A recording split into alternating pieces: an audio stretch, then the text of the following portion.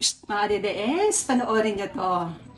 Pag kayo nagpadala pa sa pangpuputo ng magiging presidente nyo, kung magiging nga, kung aabot pa ng 2028. Kung, ang tanong, kung makakatakbo ba siya bilang presidente ng Pilipinas. Ito na mga DDS, oh. Patanggap-tanggap ba to? Panoorin nyo. Ang proseso, binastos. Ang pondo, binastos. Ang taong bayan, niloko.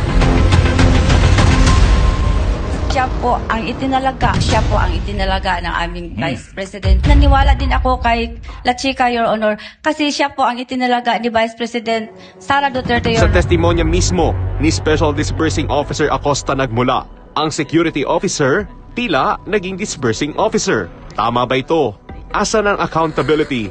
Asan ang responsibilidad? Mga resibo, kulang sa detalye. Hindi nyo hiningan pa rin si Colonel La Chica ng resibo? Hindi po ba yun ang nilalaman ng isa sa mga AOM? Na kailangan yung purchase of food and medical supplies may resibo. Hindi ba ito isang scam o tahasang paninilag sa pera ng kabayan? At mga gastos na hindi maipaliwanag. Pero hindi kwestiyon dahil sa utos na ibinigay ng Vice Presidente.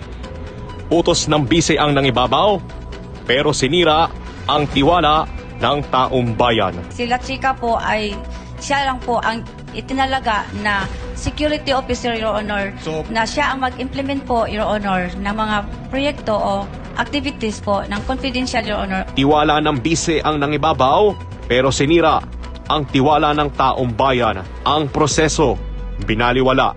Walang papel, kulang sa record, kulang sa pananagutan. Hindi ba't dahil sa pinagagawa nyo na walan ng paraan? Wala na pong paraan ng taong bayan na pagtugmain yung paper trail tsaka money trail. Hindi po ba? Mga katagang, hindi ko alam. Paulit-ulit narinig sa plenaryo. Pera ng taong bayan na nakataya, sinumpa ang mandato, binaliwala. Kung wala kayong training sa confidential activities, bakit po kayong napili bilang SDO para panghawakan ng confidential fund? Hindi lamang ng OVP, pati ng sa Davao po nun. Hindi ko alam po, Your Honor, kung bakit ako po ang kinuha ng Vice Presidente as SDO. Tila incompetent na, naging pabaya pa. At ang katapatan, wala sa bayan, kundi sa pinuno ng ahensya. Naging stupido kayo sa ngalan ng isang tinatawag na blind loyalty. Nakapikit kung ano yung sinasabi sa iyo ng nakakataas, sinusunod mo na lang. Stupido ka pa rin, pero hindi rin blind loyalty. Would you agree? Hindi ko maintindihan, Your Honor. I'm sorry. Mga bagong pangalan din ang lumutang na nakatanggap ng pera. Pangalan ng hayop, kakatuwang kataga, at iba pang nakakalokong mga pangalan.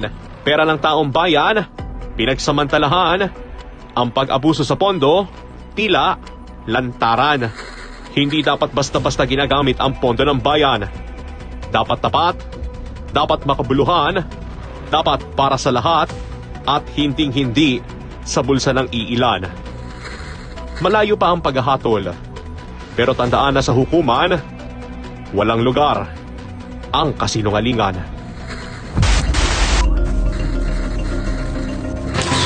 Ang nagutos po sa akin ay si Ma'am Sara Duterte.